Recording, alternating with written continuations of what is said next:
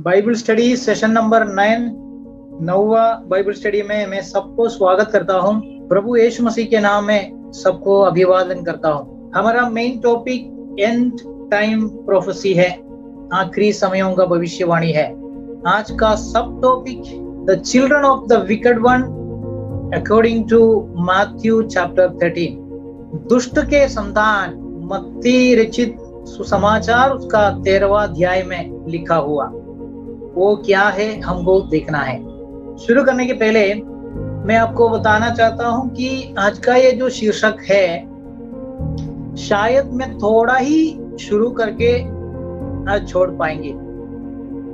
बोला तो मैं ज्यादा लंबाई में ये विषय ले नहीं पाएंगे, क्योंकि पिछले क्लास में हमने एक विषय को शुरुआत किए थे, न्यू वर्ल्ड ऑर्डर, नई विश्व व्यवस्था। हमने एक सवाल किया था पिछले क्लास में, नई विश्व व्यवस्था बोल के कुछ चीज बाइबल में है क्या? जो बातें बाइबल में नहीं है, हम उसके पीछे जाके रिसर्च करने में मतलब नहीं है। मुझे ये भी याद है, 1-2 महीना पहले बाइबल इन 70 पॉइंट्स, 70 पॉइंट्स में बाइबल, ये विषय मैंने आपको दिखाया था। आप लोग, बहुत सारे लोग उसमें बहुत आकर्षित हुए और मुझसे वो प्रेजेंटेशन मांग लिया। मैं सोचता हूं कि आप लोगों को थोड़ा सा याद है वो 70 पॉइंट। कम से कम आखिरी समयों में क्या हो जाएंगे बाइबल के हिसाब से, ये तो आपको समझ में आया होगा। फिर भी आखिरी समयों में पृथ्वी में होने वाले सबसे बड़े कुछ घटनाओं को मैं आपको जल्दी से बोलना चाहता हूं। आखिरी समयों में क्रिस्त विरोधी आने वाला है। क्या वो आके कोई राष्ट्र में बैठ के, अपने घर में बैठ के खाना खा के सो के ऐसे ही जीने वाले रहेंगे? नहीं, उसको सारे पृथ्वी के ऊपर राज्य करना है। इसका मतलब है, जब क्रिस्त विरोधी आएंगे, India, Pakistan, America, Europe, Africa कुछ भी अलग नहीं रहेंगे। सारे राष्ट्रों के ऊपर, सारे महाद्वीपों के ऊपर वो राज्य करेंगे। ये पॉइंट आपके दिल में गहराइयों में उतरना है। अगर आप बात करेंगे अंतिम समय और आपको ये पॉइंट समझ में नहीं आया कि अंतिम समय में क्रिस्त विरोधी बोल के एक व्यक्ति आने वाला है, एंटी क्राइस्ट, क्राइस्ट का डुप्लीकेट। क्योंकि क्राइस्ट ये जो शब्द है, लॉर्ड जीसस क्राइस्ट, उसमें क्राइस्ट ये जो शब्द है, प्रभु यीशु मसीह, उसमें मसीह शब्द जो है, मसीह शब्द का मतलब है द अनॉइंटेड, अभिषिक्त। किसके लिए अभिषिक्त? राज्य करने के लिए अभिषिक्त। किसके ऊपर? पृथ्वी के ऊपर। तो पृथ्वी के ऊपर राज्य करने के लिए अभिषिक्त व्यक्ति है कौन? प्रभु यीशु मसीह। इसलिए उसका नाम क्राइस्ट है। अगर वो अभिषिक्त है, लेकिन शैतान चाहते हैं पृथ्वी के ऊपर मुझे राज्य करना है, तो शैतान क्या करेंगे? वो आने के पहले ही वो है करके दिखाने वाला एक डुप्लीकेट को लेके आएंगे और पृथ्वी के ऊपर राज्य करने के लिए कोशिश करेंगे। जैसे यीशु मसीह आने के बाद में सारे घुटना इसके सामने टेक जाने वाला है, सारे लोगों के ऊपर वो राज्य करने वाला है। जरूर शांति के साथ में राज्य करेंगे, उसका राज्य अच्छा ही रहेंगे, कोई शक नहीं। लेकिन शैतान का बहुत बड़ा चाहत है कि वो आने के पहले मुझे मेरा राज्य का स्थापना पूरा पृथ्वी के ऊपर मजबूती से करना है और एक व्यक्ति के द्वारा करना है। इसलिए जब वो व्यक्ति को लेके आएंगे, वो दुनिया को दिखाना चाहेंगे कि ये जो व्यक्ति आ गया है पृथ्वी का, ये दुनिया का मसीहा है। तो वो जो मसीहा है, झूठा मसीहा, जिसको हम बाइबल का भाषा में एंटी क्राइस्ट बोलता है, झूठा मसीहा। ये एंटी क्राइस्ट शैतान की तरफ से आके शैतान का शक्ति को लेके राज्यपालन करने वाला पृथ्वी के ऊपर, सारे मनुष्यों के ऊपर, सारे भाषा, गोत्र, वंश क्या भी बोलो, सारे भूखंड, सारे राष्ट्र क्या भी बोलो, उन सारे चीजों के ऊपर राज्य करने के लिए कोशिश करने वाला एक व्यक्ति रहेंगे शैतान का शक्ति के द्वारा। वो है क्रिस्त विरोधी, that is the anti Christ. तो ये पॉइंट आपको क्लियर समझ में आना चाहिए कि अंतिम समय में क्रिस्त विरोधी आने वाला है और वो आके राज्य करने वाला है, सारे लोगों के ऊपर राज्य करने वाला है। कम से कम कोशिश तो करेंगे। मैंने पिछले क्लास में आपको प्रकाशित वाक्य से 13 अध्याय से पढ़कर दिखाया कि सारे भाषा, वंश, राज्य, सारे विभाग के लोगों के ऊपर वो राज्य करने वाला है। ये बात मैंने आपको वचनों से दिखाया। मैं एक छोटा सा रिवीजन आज उस बातों को वापस दिखाने के लिए 3-4 मिनट का एक रिवीजन लेने वाला है, ताकि आप भूल ना जाए क्या सीखा है।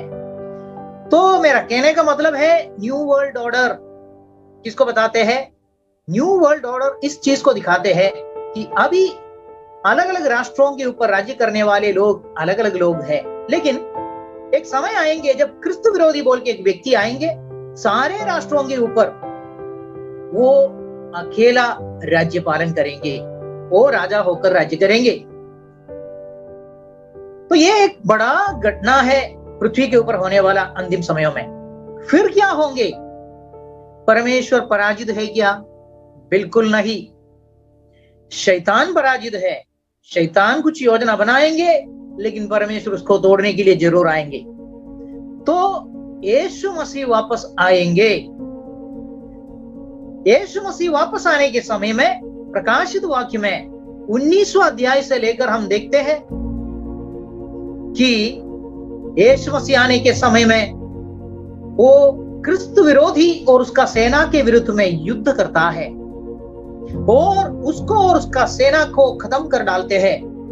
क्रिस्त विरोधी को, झूठा भविष्यद्वक्ता को, दोनों को जिंदा पकड़ के नरक का आग में फेंक देते हैं।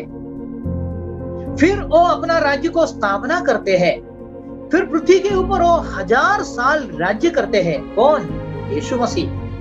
1000 साल राज्य करने के बाद में शैतान उस समय में जो जंजीरों में बांधकर नीचे बहुत गहरे गड्ढे में रखा जाने वाले हैं, उसको स्वतंत्र किया जाता है और वो शैतान पृथ्वी के ऊपर वापस आकर लोगों के मनों को वापस मोड़ देता है यीशु मसीह के विरुद्ध में युद्ध करने के लिए। और शैतान बहुत बड़ा एक सेना को लेके यीशु मसीह के विरुद्ध में युद्ध करने के लिए आता है। उस युद्ध को बोलते हैं गोग मागोग युद्ध। क्रिस्त विरोधी के विरुद्ध में यीशु मसीह का युद्ध को बोलते हैं अर्मागेदोन युद्ध। ये मेरा शब्द नहीं, ये बाइबल में प्रकाशित वाक्य में 19 और 20वां अध्याय में लिखा हुआ शब्द है। तो ये 2 युद्ध आखिरी में होने वाला है। पहला युद्ध अर्मागेदोन युद्ध, क्रिस्त विरोधी उसका सेना के विरुद्ध में यीशु मसीह करेंगे। दूसरा युद्ध शैतान और उसकी सेना के विरुद्ध में गोग मागोग युद्ध यीशु मसीह करेंगे। और उस युद्ध के साथ, उस युद्ध के बाद पृथ्वी का सारे बातें खत्म हो गया। इस पुराना पृथ्वी को यीशु मसीह निकाल देगा, नया पृथ्वी और नया आकाश को लेके आएगा और अनंत काल के लिए इस पृथ्वी का राजा होके वो राज्य पालन करेंगे। ये है अंत। इतना बात आपको समझ में आया होगा। अगर समझ में अभी तक नहीं आया है तो वापस घर में आप मैंने दिया हुआ 70 पॉइंट जो है बाइबल इन 70 पॉइंट्स, वापस आप एक बार उसका आखिरी 10 पॉइंट या 8 पॉइंट पढ़ के देखिए, आपको समझ में आएंगे। इतनी बात मैं क्यों बोला? लोग सोचेंगे क्यों हम इस न्यू वर्ल्ड ऑर्डर के बारे में बात करना है। दुनिया, इस पृथ्वी, उसका इतिहास को अलग करके आप बाइबल पढ़ नहीं सकता है। अगर आप पृथ्वी का इतिहास को बाजू में करके बाइबल पढ़ने के लिए जाएंगे, आपको कुछ भी समझ में नहीं आएंगे। ये मैं आपको गारंटी दे सकता हूँ। आप सिर्फ मंडली में जाएंगे, ताली बजाएंगे, ऊपर नीचे जंप करेंगे और घर में आएंगे, आप कंफ्यूज होके बैठ जाएंगे। कल एक युद्ध शुरू हो जाएंगे, आप बोलेंगे क्या चल रहा है, समझ में नहीं आ रहा है। कल एक पैंडेमिक आएंगे, जैसा कोरोना जैसा एक पैंडेमिक, एक महामारी आएंगे, आप बोलेंगे क्या हो रहा है, मुझे समझ में नहीं आ रहा है। समझ में इसलिए नहीं हो रहा है क्योंकि आप पहली बार बाइबल ठीक से पढ़ के देखा नहीं है और इतिहास के साथ में बाइबल को आपने तुलना करके देखा नहीं है। तो इतिहास के साथ में, पृथ्वी में हो गया वो एक एक घटनाओं के साथ में आप बाइबल को पढ़ना है। और वो घटना कभी बाइबल में लिखा होगा, शायद बाइबल में उसका चिन्ह लिखा होगा, उसका नाम लिखा नहीं होगा, लेकिन आपको उस वचनों को पढ़ने के समय में आप एक दूसरे ये दोनों बातों को करने के समय में, तुलना करके देखने के समय आपको समझ में आएंगे, हाँ बराबर वचन में लिखा हुआ वही बात है, वो जो कुछ सालों के पहले हो गया हुआ बात। अभी मैं थोड़ा आगे बढ़ के न्यू वर्ल्ड ऑर्डर, पिछले क्लास में हमने क्या पढ़ा, जल्दी से मैं आपको एक रिवीजन देता हूं। न्यू वर्ल्ड ऑर्डर, नई विश्व व्यवस्था। हमने बोला नया विश्व व्यवस्था, it is one world government ruled by a world dictator. नई विश्व व्यवस्था एक विश्व सरकार है जो जिसका शासन एक विश्व तानाशाह से किया जाता है और उस विश्व तानाशाह का नाम है क्रिस्त विरोधी। जब ये न्यू वर्ल्ड ऑर्डर आएंगे, क्या होंगे? एक विश्व सरकार होंगे, there will be a one world government. एक विश्व धर्म रहेंगे, धर्म, वन वर्ल्ड रिलीजन रहेंगे। एक विश्व अर्थव्यवस्था रहेंगे, वन वर्ल्ड इकोनॉमी रहेंगे। बोला तो हम आज इंडिया में रहने वाले, पाकिस्तान में रहने वाले, श्रीलंका में रहने वाले बोलेंगे रुपया, अमेरिका में रहने वाले बोलेंगे डॉलर। अलग अलग राष्ट्रों में अलग अलग उनका करेंसी है, हम नोट्स बोलते हैं, नोट्स है। लेकिन जब एक सिंगल इकोनॉमी आएंगे, ये सारे चीजों को जमा करके एक करेंसी हो जाएंगे। उल्टा ये बोलना पड़ेगा, करेंसी शायद सिर्फ नाम के लिए रहेंगे, पेपर नोट जो है, पेपर करेंसी जो है वो नहीं रहेंगे। हमारा बैंक का जो भी पैसा है, कोई एक डिजिटल पैसा में वो कन्वर्ट किया जाएगा। अभी आप सुना है कि पता नहीं, भारतीय रिजर्व बैंक डिजिटल पैसा बनाने के लिए जा रहे हैं। भारत अकेला नहीं है, विश्व में हर एक राष्ट्रों में ये डेवलपमेंट शुरू हो गया हुआ है। मतलब कुछ समय के बाद में पेपर में प्रिंट करके आने वाला पैसा जो है, नोट्स जो है, वो बंद किया जाएगा। हमारा पैसा पूरा बैंक में जमा करो बोला जाएगा। एक बार वो बैंक में जमा किया जाएगा, वो बैंक और किसी में शिफ्ट किया जाएगा और हमारा पैसा एक डिजिटल करेंसी करके कन्वर्ट किया जाएगा।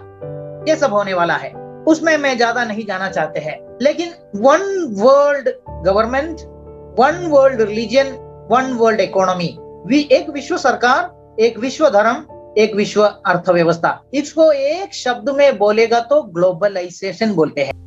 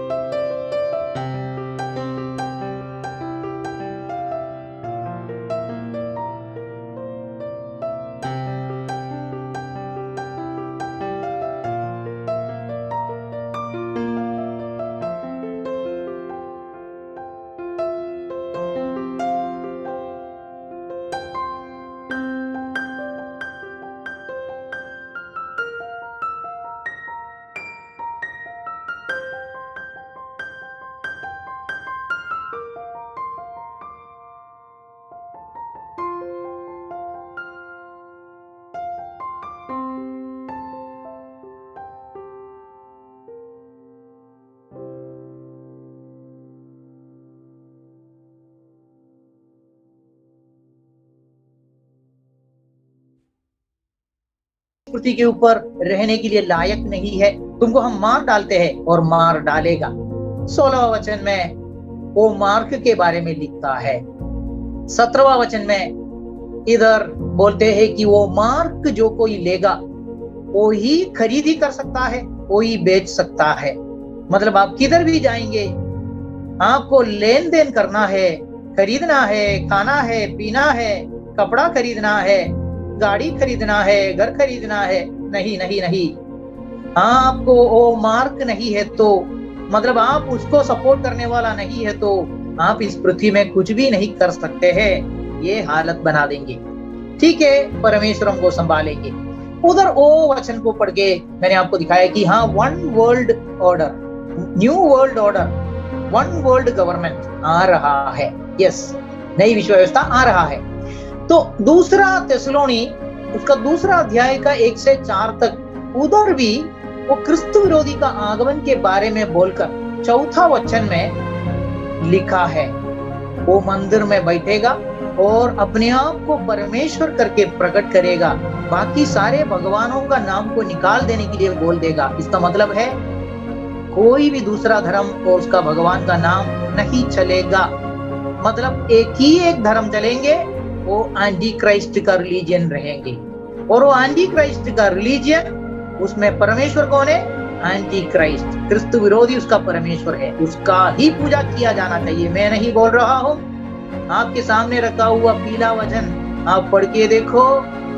सारे पूजा का जो भी चीज है उसके ऊपर वो अपने आप को बड़ा ठहराएगा, बोलेगा वो सब भगवान का नाम अभी छोड़ दो, मैं एक ही एक भगवान है, इस पृथ्वी का उद्धार करता है, मेरा उपासना करो बोलेंगे।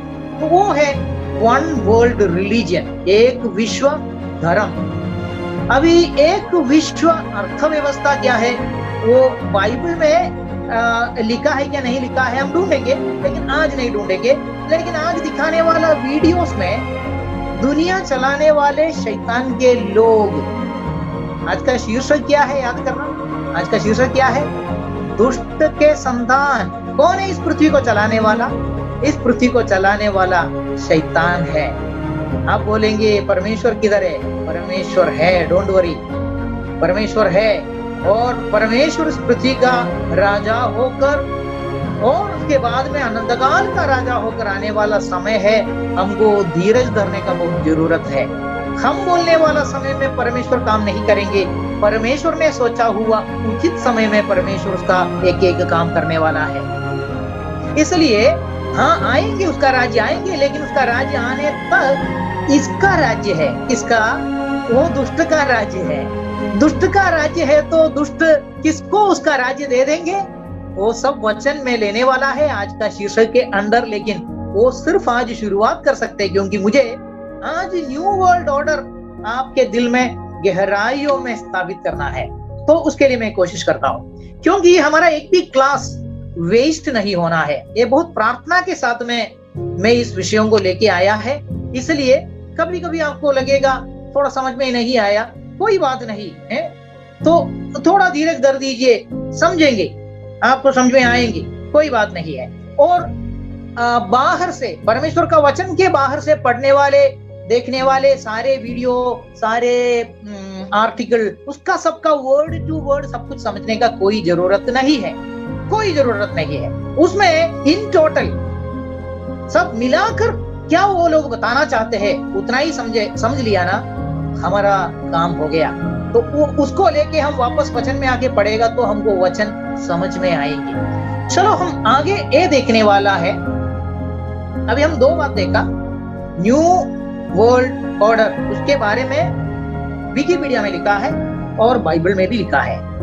अभी हम ये देखने वाला है, ठीक है, ये पृथ्वी को चलाने वाले जो लोग हैं, थोड़ा कम आवाज में बोलना चाहते हैं, फिर भी बोलना चाहता हूं, शैतान के लोग जो है, मतलब है ये पृथ्वी को भी चलाने वाले लोग कौन है? अब कोई भी राष्ट्र का नाम ले लो, शैतान के लोग है। इसके लिए प्रूफ है मेरे पास, बाइबल से, वचन से। अभी मैं वचन निकाल के नहीं बताएंगे, लेकिन मैं वचन बताऊंगा, आप ध्यान से सुन लीजिए। यीशु मसीह के पास शैतान आ गया और उसका परीक्षा किया और उसको बोला तुम मेरा दंडवत करो। ये पृथ्वी में दिखाई देने वाले ये सारे राज्य, ऑल द किंगडम्स, और उसका सारे महिमा, उसका ऑल ग्लोरी, सब कुछ मैं तुमको दे दूंगा। सिर्फ एक ही काम करने का है, तुम मेरा दंडवत करना है। और उसने ये भी बोला, शैतान ने, ये सब मेरे हाथ में दिया गया है। कौन सा? ये सारे किंगडम्स, उसका सारे प्रभाव, के सारे महिमा मेरे पास सौंपा गया है, और जिसको मैं देना चाहते हैं उसको मैं दे देता है। हालेलुया। ये पॉइंट विश्वासी लोगों ने समझा नहीं। तो आप सोचिए, इंडिया कौन चलाएंगे? इंडिया अगर थोड़े समय के लिए अच्छा कोई व्यक्ति चलाया तो भी उसके हाथ से ऐसा वैसा करके गेम खेल के उसके हाथ से वो छीन लेगा। छीन लेकर वो जिसको चाहते हैं उसके हाथ में सौंप देगा, और वो हुआ है। इसके आगे मैं गहराई में बोल नहीं सकता है क्योंकि वो क्रिटिकल सब्जेक्ट है। वो हुआ है, कुछ सालों के पहले वो हुआ है। इंडिया एक बड़ा उपद्वीप था, महाद्वीप नहीं, उपद्वीप बोला तो सब कॉन्टिनेंट था, जिसका अधिकार वो लेने के लिए बहुत कोशिश किया, कई सालों से कोशिश किया, नहीं हो रहे थे, लेकिन उन्होंने बहुत चतुराई के साथ में कुछ सालों के पहले उसके हाथों में ले लिया है, उसका व्यक्ति के हाथों में सौंप दिया है। बाकी आप दुनिया के बड़े बड़े राष्ट्रों को देखो। रशिया 1917 में, 1917 में रशियन रेवोल्यूशन के द्वारा कम्युनिज्म के अंडर उन्होंने, शैतान ने उस राष्ट्र को सौंप दिया। बहुत बड़ा इतिहास है, सीखने का है हमको, क्योंकि रशियन ऑर्थोडॉक्स चर्च जो है,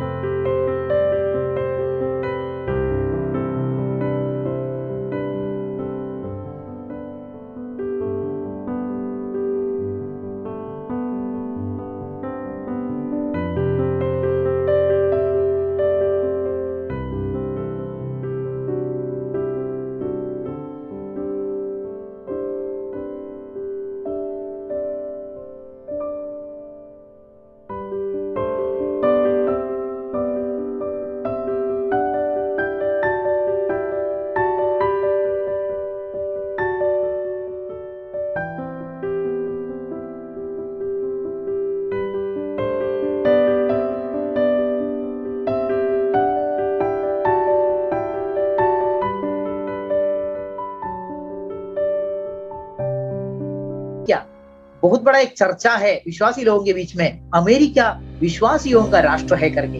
बहुत बड़ा झूठ है, वो मैं आने वाले समयों में आपको दिखाएंगे। अमेरिका शैतान का राज्य का, क्या बोलूं, उसका हेड ऑफिस रोम में है, वेटिकन में है, उसका सेकंड ऑफिस व्हाइट हाउस में है, वॉशिंगटन डीसी में है। सिर्फ मैं उतना आज बताना चाहता हूं, बस।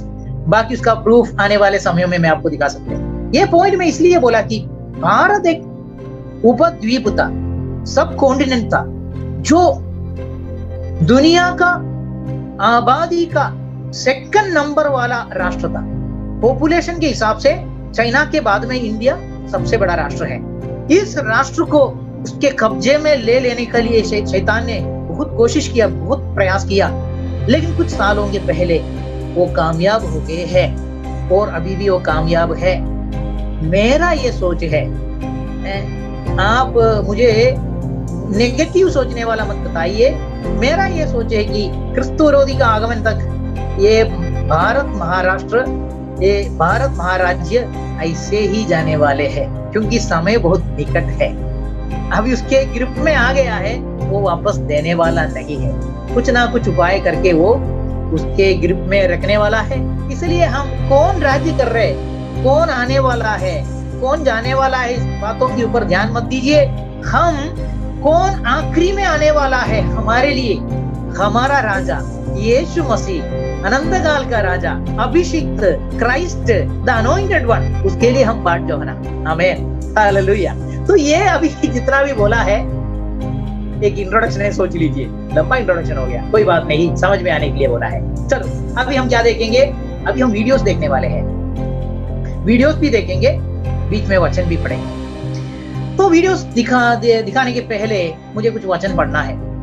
क्या वचन है मैं आपको बोलता हूँ। मैं पिछले क्लास में, मेरा याद सही है तो पिछले क्लास में मैंने आपको बोला आप होम वर्क करके घर में उत्पत्ति का पुस्तक 11 अध्याय जरा पढ़ लीजिए, क्योंकि उत्पत्ति का पुस्तक 11 अध्याय में एक बहुत बड़ा घटना उधर वर्णन किया हुआ है। अभी मैं आपको रिक्वेस्ट करता हूं कि मैं आपसे 2 सवाल करने वाले हैं। आप लोग आपका कोई भी आपका ऑडियो ऑन करके उस सवाल का जवाब मुझे देने के लिए कोशिश करना। सवाल यह है, पृथ्वी के ऊपर कई सारे घटनाएं हो गया है, एक बहुत बड़ा घटना क्या है पूछेगा तो लोग बोलेंगे यीशु मसीह आ गया इस पृथ्वी के ऊपर 2000 साल पहले। यस, बहुत बड़ा घटना है।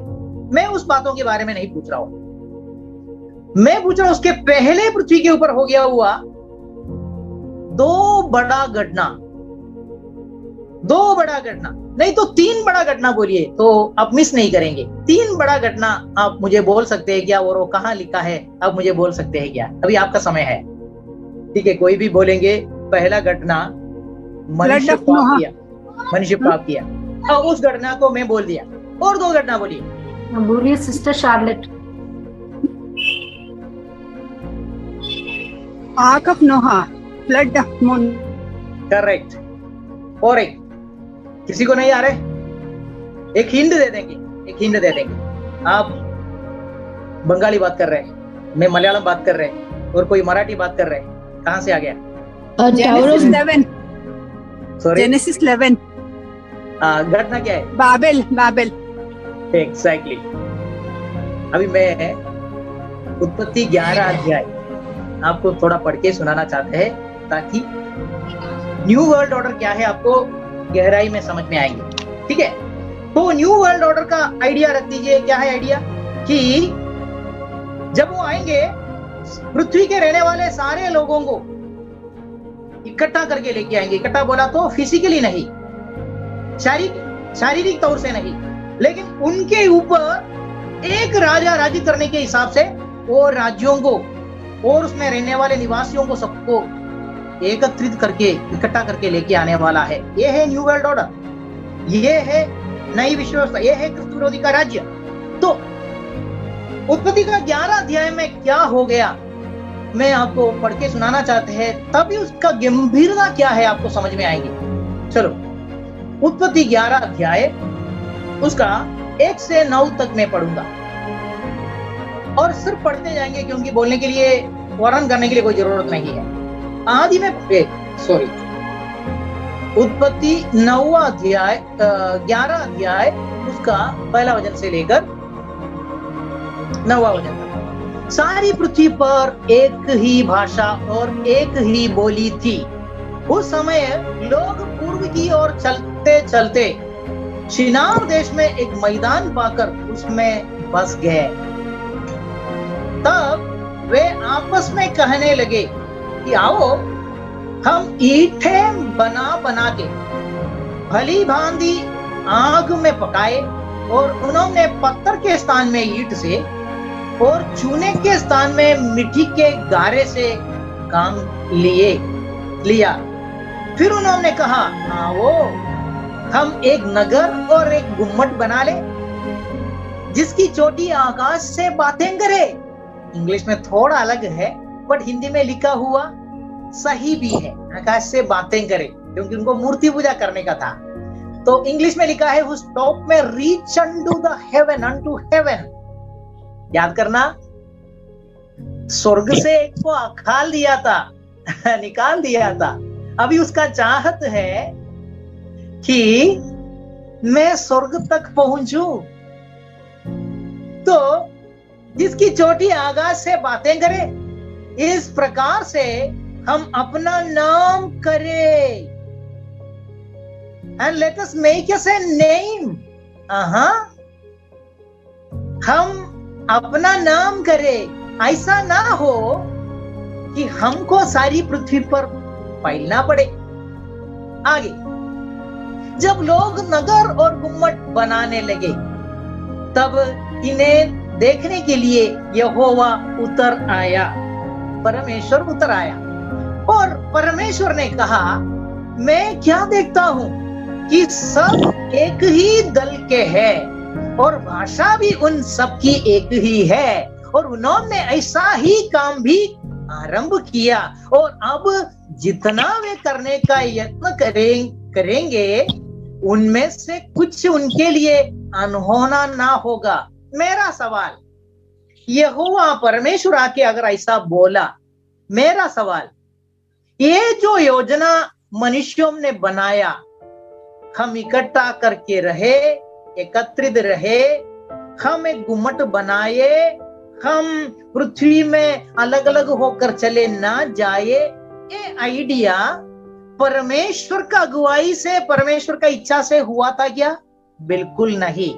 अगर होते थे, परमेश्वर ये बातों को बोलने का जरूरत नहीं था। ये जो योजना हुआ है मनुष्यों का, ये परमेश्वर को दूर रखते हुए बन गया हुआ योजना है।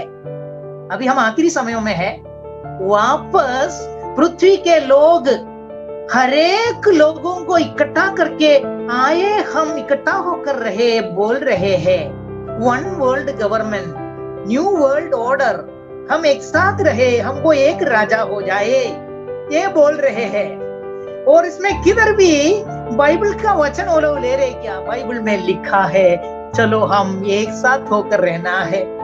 हम कुछ सालों के बाद में अलग अलग होकर गए हुए लोग सब एक साथ होकर रहना है, एक राजा के अंदर रहना है। बाइबल से एक वचन है क्या? नहीं है।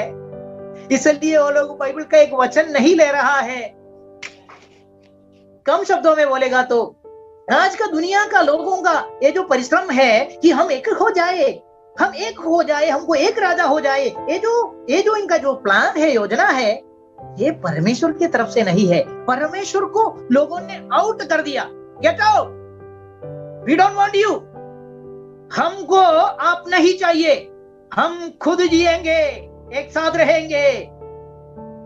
ये जो बलवा है आज मजबूत होकर आ रहा है और उसमें परमेश्वर है ही नहीं, लेकिन उसमें ऐसा एक भेष दिखाना चाहते हैं पास्टर लोगों को सब मिला के कि हाँ हमारा राजा आने वाला है, यरूशलेम में टेम्पल बनाया जाने वाला है, उधर हमारा राजा आके बैठने वाला है, परमेश्वर राजी करने के लिए मसीहा होके आने वाला है। वैसा ऐसा वैसा सब ऐसा हमको महसूस होने देना चाहते हैं, फंसाना चाहते हैं। आगे बढ़ेंगे, 7वां वचन, इसलिए आओ हम, परमेश्वर बोलते इसलिए आओ हम उतर के उनकी भाषा में बड़ी गड़बड़ी डाले कि वे एक दूसरे की बोली को ना समझ सके। इस प्रकार यहोवा ने उनको वहां से सारी पृथ्वी के ऊपर फैला दिया। हालेलुया।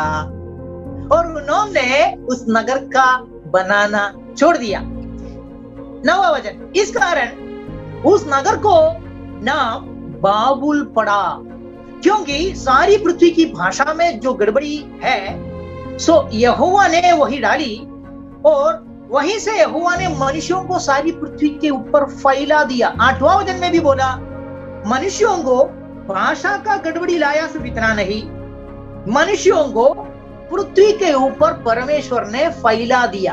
अभी मैं आपको पृथ्वी का उत्पत्ति हो गया हुआ समय में पृथ्वी कैसा था, ये मैं पहला क्लास में आपको बताया है, फिर भी और एक बार मैं आपको बताना चाहते हैं। पृथ्वी का निर्माण हो गया हुआ समय में पृथ्वी कैसा था। उत्पत्ति का पहला अध्याय, उसका 9 और 10 वचन हम पढ़ के देखेंगे।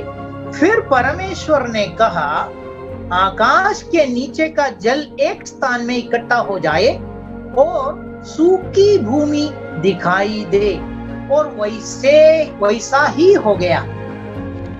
और परमेश्वर ने सूखी भूमि को पृथ्वी कहा, तथा जो जल इकट्ठा हुआ उसको उसने समुद्र कहा, और परमेश्वर ने देखा कि अच्छा है। क्या समझ में आया आपको?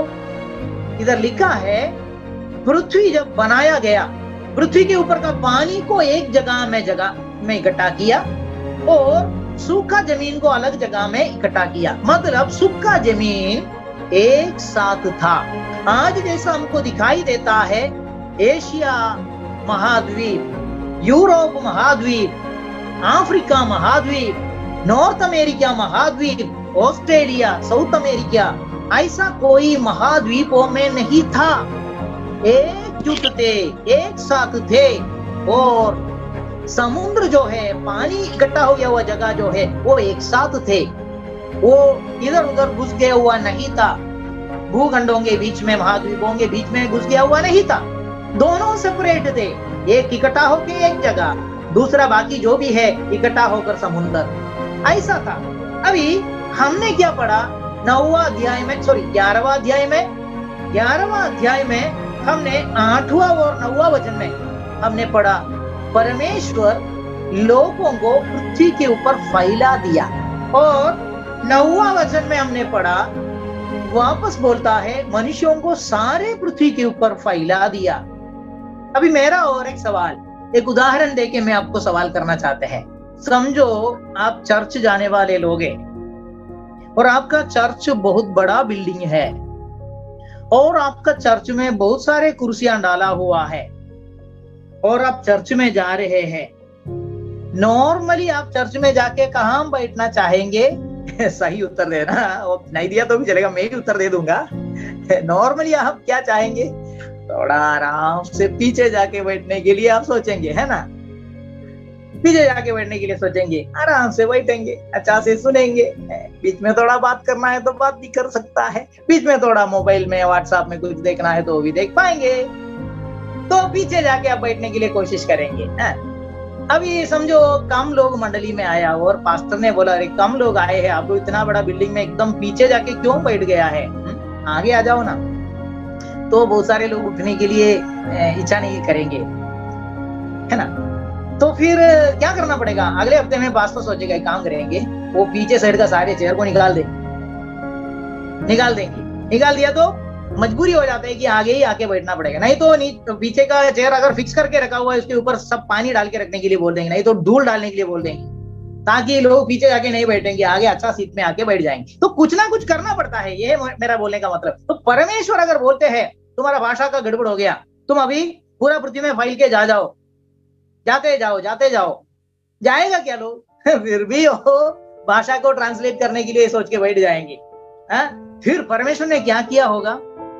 आज जैसा हमारा पृथ्वी दिखते है, वैसा इस पृथ्वी को तोड़ दिया होगा।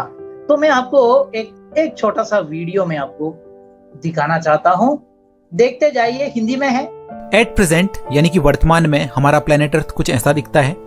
अगर इसको मैप की फॉर्म में देखें तो कुछ ऐसा, इसमें बड़े बड़े लैंड मासेस यानी कि भूभाग हैं, जिनको हम कॉन्टिनेंट्स यानी कि महाद्वीप कहते हैं, और साथ ही जो बचा हुआ एरिया है उसमें पानी है, जिनको हम ओशियंस यानी कि महासागर कहते हैं। लेकिन क्या हमेशा से प्लेनेट अर्थ पर सब कुछ ऐसा ही था? तो आंसर होगा नहीं। तो पहले कैसा था हमारा प्लेनेट अर्थ, आइए जानते हैं। पहले ये जानना भी जरूरी है कि हमारा प्लेनेट अर्थ करोड़ों साल पहले कैसा दिखता था और टाइम के साथ कैसे इसमें बदलाव आए। क्या आपको कभी वर्ल्ड मैप को देखते हुए ऐसा लगा कि कुछ कॉन्टिनेंट्स एक दूसरे से परफेक्टली फिट हो सकते हैं, बिल्कुल एक पजल की तरह? फॉर एग्जाम्पल साउथ अमेरिकन और अफ्रीकन कॉन्टिनेंट। कुछ ऐसा ही एल्फ्रेड वैगनर को भी लगा और ईयर 1912 में उन्होंने अपनी कॉन्टिनेंटल ड्रिफ्ट थ्योरी में बताया कि करीबन 225 मिलियन ईयर्स एगो, यानी कि करीबन 22 करोड़ 50 लाख साल पहले। वो जो बोलने वाला जो साल है, इतने करोड़ों सालों में हो गया, वो सब साल को आप छोड़ दीजिए। पृथ्वी बनकर इतना करोड़ों साल हो गया करके बाइबल में तो लिखा नहीं है। कम से कम मनुष्य के साथ में जो पृथ्वी हो गया है उत्पत्ति का पुस्तक में, वो होकर इतना साल तो नहीं हुआ है, लगभग 5,500 साल हुआ होगा ज्यादा से ज्यादा। तो ये करोड़ों का बात आप छोड़ दीजिए, लेकिन बाकी बातों को सुन लीजिए। हमारी अर्थ पर एक बहुत बड़ा लैंडमास हुआ करता था और चारों तरफ ये पानी से घिरा हुआ था। इस बड़े लैंडमास को पेंजिया का नाम दिया गया और साथ ही चारों तरफ जो पानी था उसको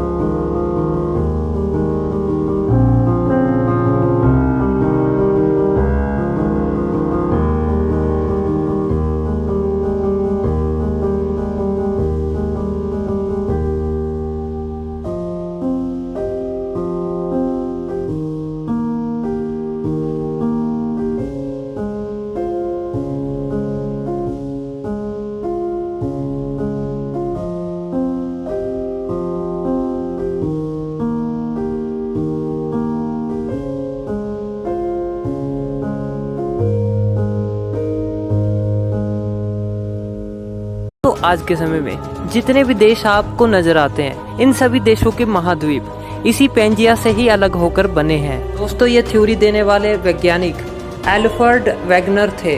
दोस्तों, एल्फ्रेड वेगनर का जन्म 1 नवंबर 1880 में जर्मनी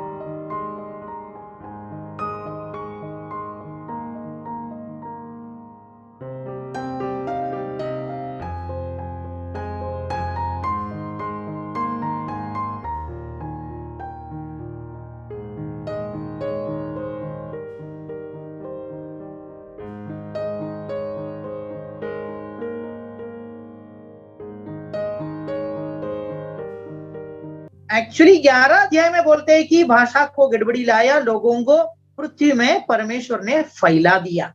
लेकिन 10वां अध्याय में जब इनका एक एक परिवार में कौन कौन पैदा हो गया है बोलने के समय में इन एडवांस इधर लिखा है कि हाँ, ये लोग शेम का परिवार में पैदा हो गया, ये लोग हाम का परिवार से पैदा हो गया, ये लोग जाफेत के परिवार से पैदा हो गया। और तीनों का परिवारों को या परंपरा को या उनका जो खानदान है, उनका जो श्रेणी है, उनका जो जनरेशन है, वो बोलने के समय में आखिरी में बोलता है। एक उदाहरण 10:5 देखिए।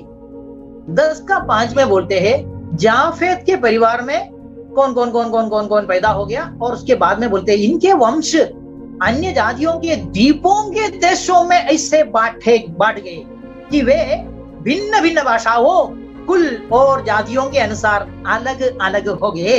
अलग अलग भाषा का भी आ गया, भिन्न भाषा अगले चैप्टर में हो गया। लेकिन इन एडवांस अगर बोल रहे कि देखो ये है इनका खानदान, ये है इनका जनरेशन, इनका परिवार, एक से दूसरा, दूसरे से तीसरा, तीसरा से चौथा, ऐसा पैदा होके होके होके जब एक टाइम हो गया, और टाइम में ये लोगों को भिन्न होकर जाना पड़ा, अलग अलग राष्ट्रों में, अलग अलग जगहों में जाना पड़ा। अभी हम पीछे जाएंगे, पीछे जाके 20वां वचन देखेंगे। 20वां वचन में हाम का परिवारों के बारे में लिखा है। हाम का परिवार, चलो देखेंगे 20वां वचन। हाँ, इधर बोलते हैं कि हाम के वंश में ये ही हुए, और ये भिन्न भिन्न कुलों, भाषाओं, देशों। हाँ देखो, इधर भी भिन्न भिन्न भाषा आ गया। मतलब बाबेल के पहले ही लिख रहा है इनका वंशावली के बारे में बोलने के समय में। इधर लिख रहा है कि ये लोग अलग अलग भाषा हो गया, जब हो गया ये लोग अलग अलग जगह में जाके रहने के लिए शुरू हो गया, और जातियों के अनुसार अलग अलग हो गए। अभी शेम के बारे में 31वां वचन में बोलते हैं। शेम के बारे में 31वां वचन में बोलता है, शेम के पुत्र ये ही हुए, और ये भिन्न भिन्न कुलों, भाषाओं, देशों और जातियों के अनुसार अलग अलग हो गए। लेकिन ये कभी हो गया, ये इंपॉर्टेंट है, वो इधर 25वां वचन में लिखा है। 25वां वचन बोलते हैं, और एबेर के 2 पुत्र उत्पन्न हुए, एक का नाम पेलेग इस कारण रखा गया कि उसके दिनों में पृथ्वी बांट गई। मतलब पेलेग बोल के एक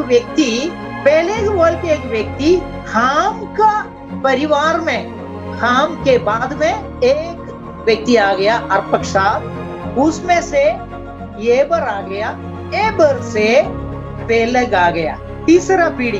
जब तीसरा पीढ़ी आ गया, बाबेल में भाषा का गड़बड़ी होकर और भी शायद कुछ साल होने के बाद परमेश्वर ने पृथ्वी जो सूखा जमीन एक साथ था उसको तोड़ के, चीर फाड़ के अलग अलग महाद्वीपों में बांट दिया।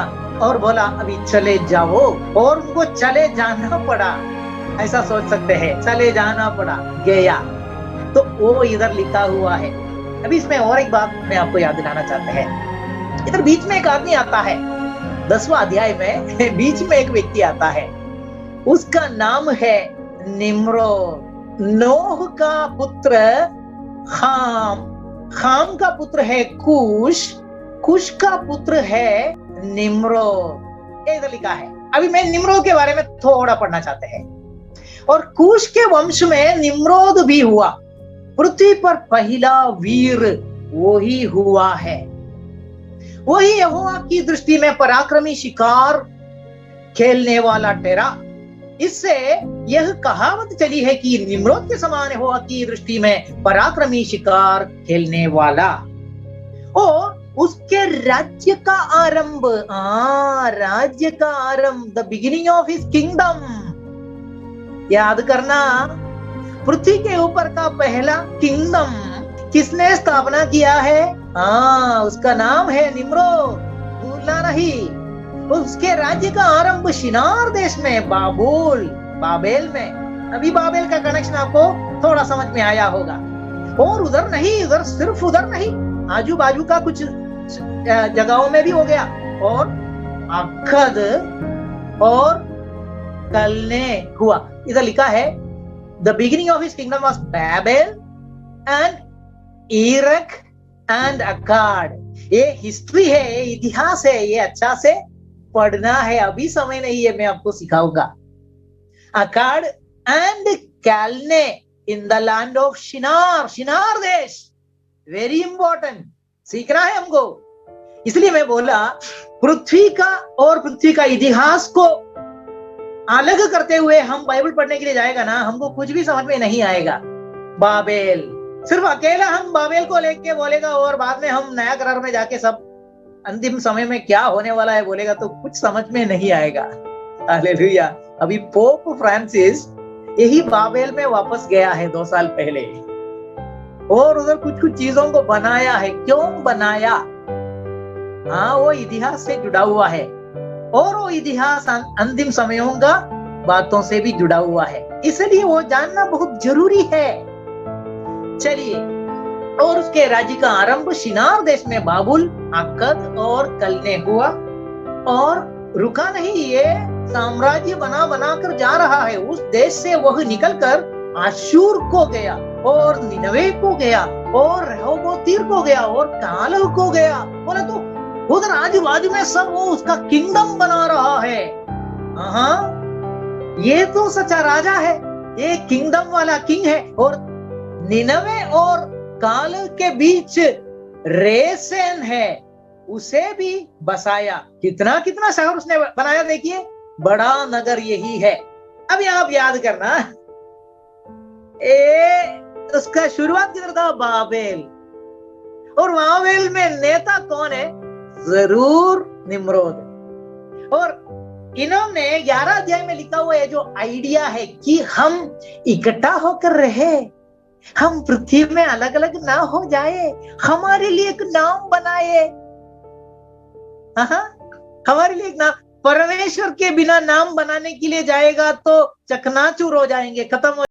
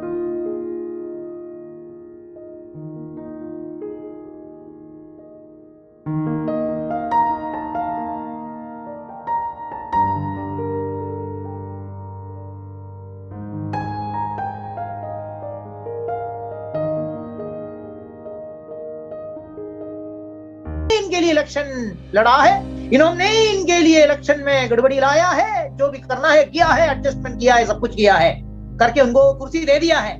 अभी वो लोग जो बोलेगा, आंख बढ़ा करके बताएगा, इनको सुनना ही पड़ेगा, करना ही पड़ेगा। हालेलुया। तो हम सुनेंगे। पिछले हफ्ते में रिचर्ड निक्सन का हमने सुना था। रिचर्ड निक्सन अमेरिका का 37वां प्रेसिडेंट था। आप सोचेंगे मैं सिर्फ अमेरिका के प्रेसिडेंट लोगों का दिखा रहा है, नहीं, रशिया के प्रेसिडेंट लोगों ने भी बताया है, बहुत सारे राष्ट्रों के प्रेसिडेंट लोग दिखाया है। मैं सिर्फ चुन चुन के बड़े बड़े, अमेरिका का प्रेसिडेंट लोग बहुत प्रसिद्ध है ना, इसलिए उनका नाम का जो वीडियो अवेलेबल रहता है, बाकी लोगों का पुस्तकों में लिखा हुआ रहता है। पुस्तक पढ़ने के समय लोगों को नींद आता है, वीडियो देखने के समय में कोई जागृति से देख लेंगे, इसलिए मैं वीडियोस को दिखाना चाहता हूँ। तो रिचर्ड निक्सन का मैं वापस बोलना चाहते कि उन्होंने बताया है कि देखो, चाइना का ग्रेट वॉल, बहुत ऊंचा दीवार खड़ा करके चाइना को अलग करके रखा है। नहीं नहीं नहीं नहीं, ये सब दीवार को अभी नहीं चलेगा, सारे राष्ट्रों को हम एक बना देंगे। और था रिचर्ड निक्सन का दावा, और उन्होंने बताया वो बात पिछले क्लास में मैंने आपको दिखा दी। अभी जॉर्ज डब्ल्यू बुश, ये वीडियोस में जाने के पहले 2 शब्द में बोलना चाहते हैं। ये सारे वीडियो में ये लोग लंबा चौड़ा कुछ भी बोलने दो, लेकिन आपको क्या सुनना है मालूम है?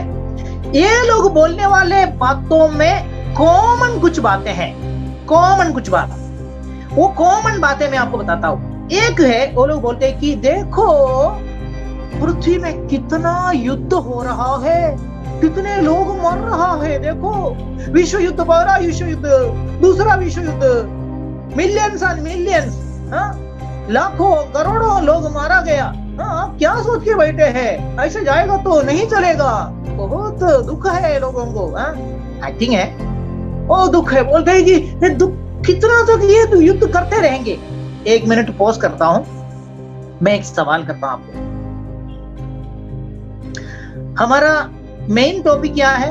हमारा मेन टॉपिक है अंतिम समयों का भविष्यवाणी। मैं आपसे एक सवाल करता हूं, वापस आप आपका ऑडियो चालू कीजिए और बोलिए, यीशु मसीह ने अंतिम समयों के बारे में बोला हुआ आपका जल्दी से आपके नजर में आने वाला एक चिन्ह आप बोलेंगे, एक चिन्ह। अभी आपका समय है। कोई नहीं बोल रहे, सोचो, तीनों समाचार में है।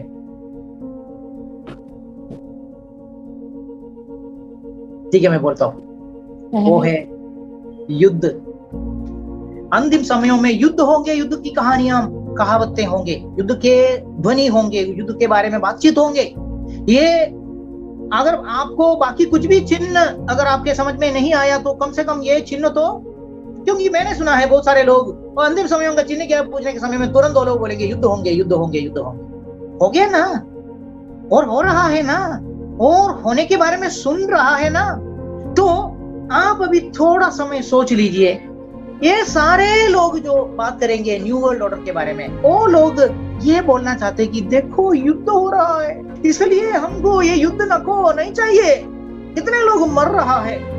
और ये लोग सब बोलने वाला और एक बात है कि शक्तिशाली बलहीन को दबा रहा है, हम ऐसा चुपचाप कैसे बैठेंगे, हमको ये नहीं चाहिए, हमको ऐसा एक विश्व व्यवस्था चाहिए जहां शक्तिशाली बलहीन को सपोर्ट करता है। सुनने के समय में कैसे लगेंगे? वेरी गुड आइडिया, बहुत अच्छा आइडिया है, ताली बजाएंगे, वेरी गुड आइडिया। शक्तिशाली कमजोर को सपोर्ट करने का, हाँ बहुत अच्छा आइडिया है। चलिए क्या करेंगे, क्या मांग रहे हो लोग? अरे कमजोर लोग, तुम हमारे साथ में जुड़ जाओ, तुम्हारा राज्य हमारे हाथ में सौंप दो, ये है बोलने का मतलब। हाँ, और क्या बोलते हैं मालूम है? देखो बहुत सारे युद्ध सामग्री बनाए जा रहे, युद्ध के हथियारों को बनाया जा रहा है, और ये सब बंद करना है। ये युद्ध का हथियार सब बनाने की क्या जरूरत है, ये सब बंद करना है। और क्या बोलते हैं मालूम है? सारे लोग एक ही आवाज में बोलने वाला, 3-4 पॉइंट में बोल रहा हूँ, और बोल रहे कितना शांति है दुनिया में। शांति नहीं है, शांति नहीं है। अभी आप चालाक लोगों का चालाकपन समझने के लिए थोड़ा आपका टेप को रिवाइंड कर देना, रिवाइंड कर देना। अब मैंने पहले बताया उदाहरण आप याद करना। चर्च में जा रहे हैं, आप लोग सब पीछे जाके बैठ रहे हैं। तो सोचने वाला क्या किया, सोचने वाले ने सोच लिया कि अगर चेयर उधर फिक्स किया हुआ है तो उसके ऊपर कुछ मट्टी डाल दो, नहीं तो पानी डाल के रख दो। पीछे बैठने के लिए आने वाले सब वो पानी देके, वो मट्टी देके उसमें नहीं बैठेंगे, आगे आके बैठेंगे। इसलिए दुनिया को एकत्रित करने के लिए, लोगों को इकट्ठा करने के लिए और एक विश्व सरकार बनाने के लिए कोशिश करने वाले लोग पहले क्या करना चाहते हैं मालूम है? पहले युद्ध करना चाहते हैं और दुनिया के लोगों से के मुंह से सुनना चाहते हैं कि अरे युद्ध नको, युद्ध नको। क्यों युद्ध हो रहा है? फिर वो लोग बोलेगा युद्ध इसलिए हो रहा है कि तुम लोग इंडिया है, पाकिस्तान है, तुम लोग अमेरिका है, रशिया है, ये सब हम एक होकर रहेगा तो युद्ध नहीं हो जाएंगे ना। शांति शांति शांति, सुरक्षा। देखो ट्रिक क्या है, देखो फिर क्या करने का, बलवान जाके बलहीन को दबाएगा और बाकी बलवान लोग चुपचाप देखते बैठेगा। सब होने के बाद में बोलेगा अरे बाप रे, ये बलवान जाके बलहीन को दबा रहे, नहीं नहीं नहीं नहीं, नहीं होना चाहिए। ये एक ट्रिक है, एक बनाया हुआ एक ड्रामा है, ये आप समझ लेना, ठीक है। ये लोग बोलने वाला कॉमन चीज मैंने आपको बता दिया। अभी मेरे पास 5 मिनट बाकी है, तो 5 मिनट में मैं जॉर्ज बुश का शुरू करेंगे। शायद बाकी वीडियो अगले क्लास में दिखाएंगे। न्यू वर्ल्ड ऑर्डर का 3 क्लास क्यों ना जाने दो, लेकिन सुनेंगे, समझेंगे। चलो, जॉर्ज H.W. बुश अमेरिका का प्रेसिडेंट था, अमेरिका का 41st प्रेसिडेंट था। अभी तो मर गया। उन्होंने अलग अलग भाषण में, 4 भाषण है इसमें, अलग अलग टाइम में बताया हुआ, उसमें सब में वो क्या बोलते हैं न्यू वर्ल्ड ऑर्डर के बारे में। मैंने बोला वो कॉमन पॉइंट हर एक भाषण में है कि बाद में बात करने वाले लोग भी कॉमन पॉइंट्स बताएगा ही। वो युद्ध हो रहा है, युद्ध हो रहा है। देखो ये 1991 में इराक और कुवैत वार होने के बाद में कौन जाके किया? अमेरिका के द्वारा ये युद्ध हो गया है, जॉर्ज H.W. बुश के द्वारा ये युद्ध हो गया है। और उस युद्ध होने के बाद में उन्होंने बताया हुआ एक भाषण है, उस भाषण में वो क्या बोलते हैं सुनिए। After World War I, and then again after World War II, President Woodrow Wilson and English Prime Minister Winston Churchill both spoke of their desire for a new world order. Now, later on, U.S. President George H.W. Bush said this in a 1991 address to Congress. Until now, the world we've known has been a world divided, a world of barbed wire and concrete block, conflict, Cold War. Now we can see a new world coming into view, a world in which there is the very real prospect of a new world order. In the words of Winston Churchill, a world order in which the principles of justice and fair play protect the weak against the strong. A world where the United Nations, freed from Cold War stalemate, is poised to fulfill the historic vision of its founders. A world in which freedom and respect for human rights find a home among all nations. The Gulf War put this new world to its first test. And my fellow Americans, we passed that test for the sake of our principles, for the sake of the Kuwaiti people. We stood our ground. वो भाषण में उन्होंने बोला है युद्ध हो रहा है, बलवान बलहीन को दबा रहा है, लेकिन हम एक नया दुनिया का बात जो हो रहा है जिसमें बलवान बलहीन को थामेंगे, उसको सपोर्ट करेंगे, उसको देखभाल करेंगे। आइडिया तो बहुत अच्छा है। तो युद्ध के बारे में बात करके मतलब दुनिया में युद्ध हो रहे, लोग मर रहा है, नहीं तो अशांति के बारे में बात करेंगे। तो ये सब पहले दिखाएंगे और लोगों को फोर्स कर रहा है कि क्यों आप लोग नहीं सोच रहा है कि हमको युद्ध नहीं चाहिए। युद्ध नहीं चाहिए तो बेस्ट मेथड क्या है? अलग अलग राष्ट्र होकर रहने से युद्ध हो रहे ना। हाँ, ये अलग अलग राष्ट्र होकर नहीं रहेंगे, हम सब एक साथ हो जाएंगे और एक राजा को नियुक्त करेंगे, वो आके राजी करने दो, तो ये समस्या नहीं होंगे, ये तकलीफ नहीं होंगे, युद्ध नहीं होंगे, अशांति नहीं होंगे, बलवान बलहीन को नहीं दबाएंगे। ये है ट्रिक। और अगला भाषण सुनो, 1991 में और एक भाषण। This is an historic moment. We have in this past year made great progress in ending the long era of conflict and Cold War. We have before us the opportunity to forge for ourselves and for future generations a new world order, a world where the rule of law, not the law of the jungle, governs the conduct of nations. When we are successful, and we will be, we have a real chance at this new world order, an order in which a credible United Nations can use its peacekeeping role to fulfill the promise and vision of the UN's founders. तो शांति को लेके आना है, शांति को लेके आना है। पहला थिस्सलुनी उसका 5 अध्याय का पहला वचन में बोलता है कि हमारा यीशु मसीह का आगमन के बारे में तुम लोगों को मालूम है, और वो आने का समय में दुनिया में बातचीत ऐसा रहेंगे। तीसरा वचन बोलते हैं कि दुनिया में बातचीत ऐसा रहेंगे कि वो लोग क्या बात करते रहेंगे, शांति और सुरक्षा। वो लोग शांति शांति बोल के रहेंगे, देखो बहुत अशांति है, हम शांति ला रहा है। एक ट्रिक है, पहले अशांति को बनाओ, लोग सोचने दो कि अरे हमको अशांति नहीं चाहिए, हमको पीसलेस कंडीशन नहीं चाहिए, हमको पीस चाहिए, शांति चाहिए। तो लोगों के मुंह से ही वो लोग सुन लेगा कि शांति चाहिए, हमको शांति चाहिए, बहुत अशांति हो गया है, बस हो गया है।